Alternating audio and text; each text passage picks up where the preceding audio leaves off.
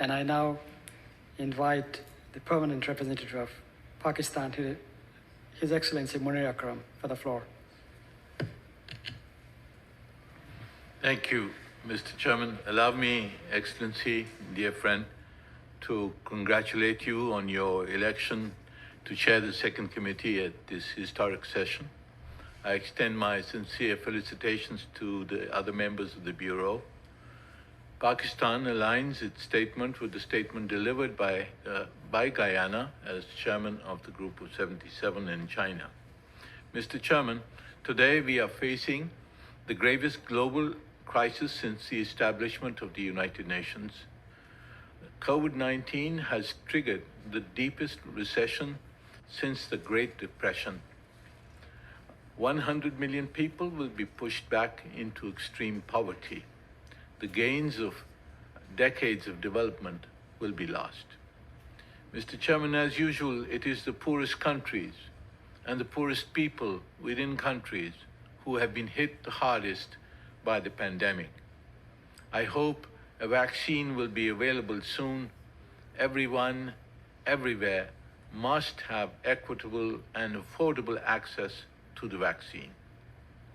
Despite Pakistan's financial constraints, Prime Minister Imran Khan decided to inject over $8 billion, that is 3% of our GDP, to protect the poor and keep the economy afloat. Our strategy of smart lockdowns has fortunately controlled the spread of the virus. However, domestic efforts are not enough. While the developed countries have generated a stimulus of $13 trillion to revive their economies, the developing countries are struggling to find even a fraction of the $2.5 trillion that they are estimated to require to recover from the crisis. As early as last April, my Prime Minister proposed a global initiative for debt relief as one of the quickest ways to create fiscal space for developing countries.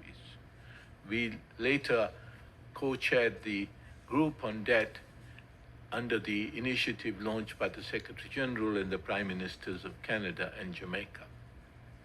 Mr. Chairman, in our view, the options for urgent action on which agreement should be reached include the following: extension of the debt suspension initiative by the G20 for at least another year, covering also the distressed small island developing countries. Net inflows from multilateral development banks equal to or more than the debt suspension. Cancellation or major restructuring of the least developed countries' debt. Vastly expanded concessional financing through IDA and other concessional sources. Debt buybacks and debt for SDG, climate and health swaps. Private sector participation through the Liquidity and Sustainability Facility proposed by the Economic Commission of Africa. And, most importantly, the creation of at least $500 billion in new SDRs and the repurposing of unutilized SDR quotas for allocation to the developing countries. Mr. Chairman, we must also identify the critical policy actions to build the economy of the future. To this end, the following policy measures would be critical. 1. Restructuring the financial architecture to ensure greater equity and efficiency. 2. A fair international tax regime, as well as a halt in illicit financial flows. 3. Creation of a development-oriented and fair trading system within the framework of the WTO. 4.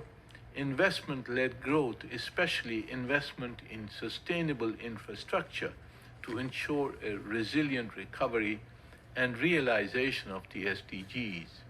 A sustainable infrastructure investment facility could accelerate such investment.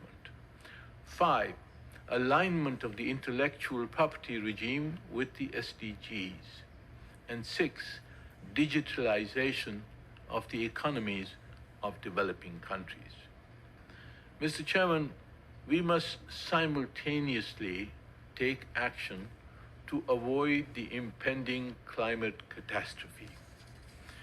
With adequate financial and technological support, and utilizing the principle of common but differentiated responsibility, developing countries can build sustainable economic models without sacrificing growth. They can also contribute to the climate goals, for example, through nature-based initiatives such as our Prime Minister's plan to plant 10 billion trees, and by choosing renewable energy as the preferred option, and by ensuring energy efficiency.